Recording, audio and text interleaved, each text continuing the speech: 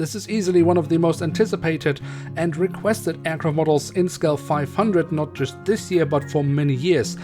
A narrow-body, standard livery TAP Air Portugal model. But now that Herpa has delivered, well, have they delivered? That is what we want to find out, and we can do so thanks to the great prices of the FMB shop. I can highly recommend them.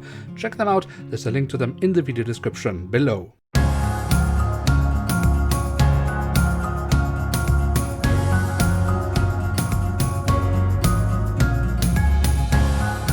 Hello and welcome to a new episode of Review, where we today will take a closer look at an Airbus A321LR of TAP Air Portugal. At the front of the box we have a cutout so we can get a glimpse of the aircraft model inside. Underneath that we find the TAP Air Portugal branding. On the back side of the box, well, it's the same old procedure from Herpa Wings, but I mean, maybe not entirely. They kind of have tried to make this a little bit more exciting by adding a bit of color to the sides, but I mean, the box still looks dreadful. The backside is still as boring and as unprotective and just overall really rubbish. So I guess we can summarize this with an attempt was made. And here she is, the Airbus A321LR in the current standard livery of TAP Air Portugal. And one thing I can say for sure, I really hope that my conclusion after looking at this model won't be an attempt was made, because as I said in the intro of this video, this is probably one of the most anticipated aircraft models in years. So Herpa really has to deliver with this, and I really hope they have done so. But we will find out by taking a closer look at it, starting off with the tail section, where we on the vertical stabilizer have the TAP Air Portugal branding. On the fuselage, we then find the TAP Air Portugal, in this case flytap.com web address, and we also have the full registration code of the aircraft and the Portuguese flag. There aren't really any other printed details here relating to the aircraft itself, but on top of the fuselage we can see there is a sat dome, and towards the very tail of the aircraft we do also have some detailing around the APU exhaust. At the front of the aircraft and across the fuselage we have the TAP Air Portugal branding and also the writing of Air Portugal. The airline has over the years had slight variations to their branding, but the current version is of course TAP Air Portugal. We do also find some static ports on the fuselage, but that's pretty much all the detailing we get apart from the Star Alliance logo, and underneath the cockpit windows we find the name of the aircraft has been added as well. The cockpit section itself is most definitely profiting from the black neo mask around the cockpit windows, because it covers quite well the otherwise often very dreadful mold that Herpa has around the cockpit section of their A320 family aircraft models. Apart from the black neo mask, we then also have the metallic edges around some of the windows, we have the window wipers, and yeah, that's about it, unless we want to mention the static ports once more. But we do find a little bit more detailing on the engine nacelles that have been kept in all white just as most of the fuselage, but we do have the silver leading edge printed on, we have safety markings printed on, and the aircraft type specification, so that's actually quite nice.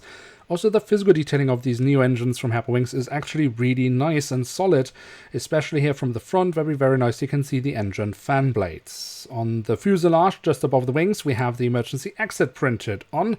That leads us straight to the wings, which we should also take a closer look at. Starting off with the top side, where we have the different flap slats and spoilers carved out fairly nicely. We have some different shades of grey for additional detailing.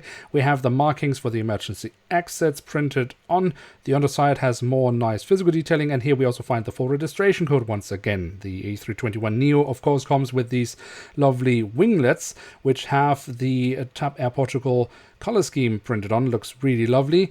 But unfortunately Herpa is very inconsistent with their winglets on the A320 family aircraft, and that means with every single aircraft model you buy from them, which is an A320 family aircraft model, well, you need to check the angle of these winglets if it is alright. On this aircraft model I would say we are just fine, but you really do need to check this on every single aircraft model you buy. The landing gear is, and there's no surprises here, this standard landing gear that Herpa uses on all the A320 family aircraft models. A good thing for the main landing gear, which looks fine.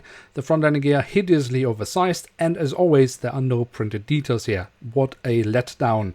And it's not getting much better when we look at the belly of the aircraft, where we simply are met with a hole in the fuselage for a stand that is not included with this aircraft model. And I mean, Herpa, come on, how stingy do you want to be, not even including your stands with the current absolutely ridiculous retail prices? But at least you didn't destroy any printed details this time. And then finally, we also have the doors to the cargo compartments printed on here at the back of the aircraft, and here at the front of the aircraft.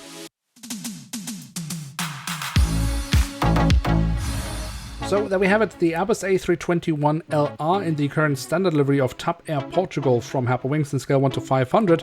And what can we say about this aircraft model? Now, when it comes to Herpa's attempts of making A320 family aircraft models, there are some major weak points, like the front landing gear that is really hideously oversized. And it's even worse when you know that Herpa had way better front landing gears in the past, so they have developed their product into becoming worse, which is quite an achievement, I guess. Or, for example, the really wildly inconsistent shape of the cockpit section of their A320 family aircraft models.